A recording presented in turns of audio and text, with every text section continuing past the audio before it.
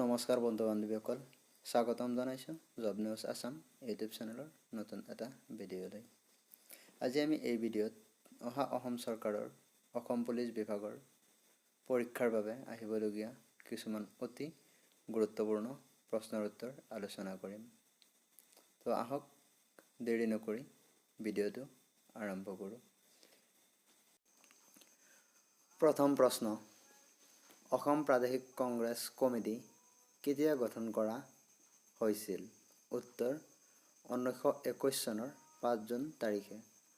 1921 চনৰ 5 জুন তাৰিখে অসম প্ৰদেশ কংগ্ৰেছ কমিটি গঠন কৰা হৈছিল। 2 নম্বৰ প্ৰশ্ন, গান্ধীৰ লোণ আইন ভংগৰ অভিযানত অসমৰ পৰা সহযোগ কৰা ব্যক্তিজন কোন আছিল? উত্তৰ লীলাধৰ বৰুৱা।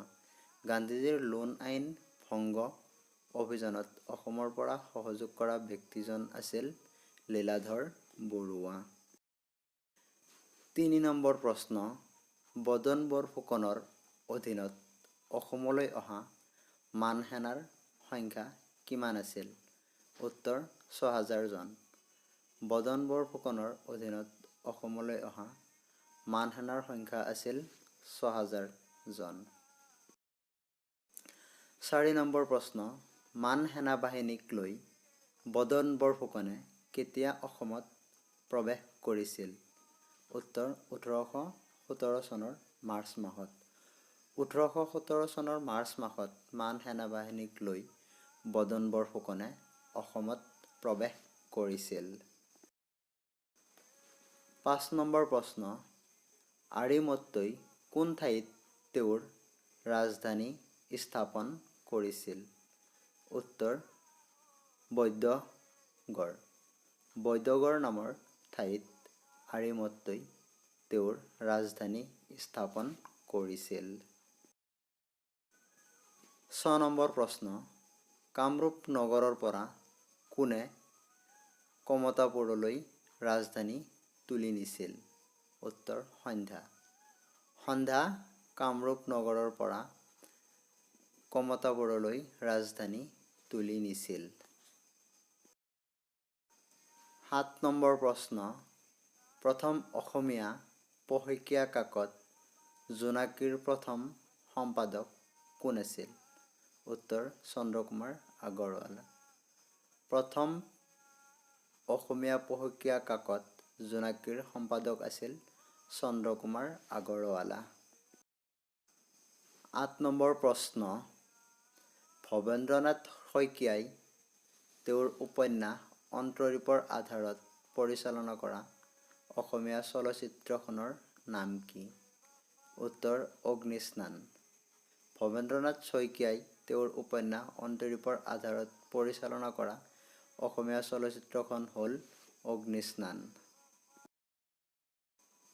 9 নম্বৰ প্ৰশ্ন, কোনখন উপন্যাসৰ বাবে বীৰেন্দ্ৰ কুমাৰ ভট্টাচাৰ্যক জ্ঞানপীঠ বঁটা প্ৰদান কৰা হৈছিল? উত্তৰ মৃত্যুঞ্জয়। মৃত্যুঞ্জয় উপন্যাসৰ বাবে বীৰেন্দ্ৰ কুমাৰ ভট্টাচাৰ্যক জ্ঞানপীঠ বঁটা প্ৰদান কৰা হৈছিল। 10 নম্বৰ প্ৰশ্ন, অসম সাহিত্য সভাৰ প্ৰথম অধিৱেশন ক'ত অনুষ্ঠিত হৈছিল? উত্তৰ শিৱসাগৰত। শিৱসাগৰত অসম সাহিত্য সভাৰ প্ৰথমখন অধিৱেশন অনুষ্ঠিত হৈছিল। 11 নম্বৰ প্ৰশ্ন, অসম সাহিত্য সভাৰ আলোচনী অসম সাহিত্য পত্ৰিকাৰ প্ৰতিষ্ঠাপক সম্পাদক কোন আছিল? উত্তৰ চন্দ্ৰধৰ বৰুৱা। চন্দ্ৰধৰ বৰুৱা অসম সাহিত্য সভাৰ আলোচনী অসম সাহিত্য পত্ৰিকাৰ প্ৰতিষ্ঠাপক সম্পাদক আছিল। 12 নম্বৰ প্ৰশ্ন, অসম সাহিত্য আলোচনী ৰামধেনুৰ সম্পাদক কোন আছিল? উত্তৰ বীৰেন্দ্ৰ কুমাৰ ভট্টাচাৰ্য। বীৰেন্দ্ৰ কুমাৰ ভট্টাচাৰ্য অসমীয়া সাহিত্য আলোচনী ৰামধেনুৰ সম্পাদক আছিল। 13 নম্বৰ প্ৰশ্ন, চিৰচেনেহী মোৰ ভাষা জননী গীতটোৰ ৰচক কোন আছিল? উত্তৰ মিত্ৰদেৱ মহন্ত। চিৰচেনেহী মোৰ ভাষা জননী গীতটোৰ ৰচক আছিল মিত্ৰদেৱ মহন্ত। 14 নম্বৰ প্ৰশ্ন, কোনে প্ৰথমে অসম উপত্যকা সাহিত্য বঁটা লাভ কৰিছিল? উত্তৰ, ডক্টৰ ভৱেন্দ্ৰনাথ শইকীয়া। ডক্টৰ ভৱেন্দ্ৰনাথ শইকীয়াই প্ৰথমে অসম উপত্যকা সাহিত্য বঁটা লাভ কৰিছিল। 15 নম্বৰ প্ৰশ্ন, চন্দ্ৰগুপ্ত মৌৰ্যৰ শাসনকালত কোনজন গ্ৰীক ৰাষ্ট্ৰদূত ভাৰতলৈ আহিছিল? উত্তৰ, মেগাস্থিনিছ। চন্দ্ৰগুপ্ত মৌৰ্যৰ শাসনকালত গ্ৰীক ৰাষ্ট্ৰদূত মেগাস্থিনিছ ভাৰতলৈ আহিছিল।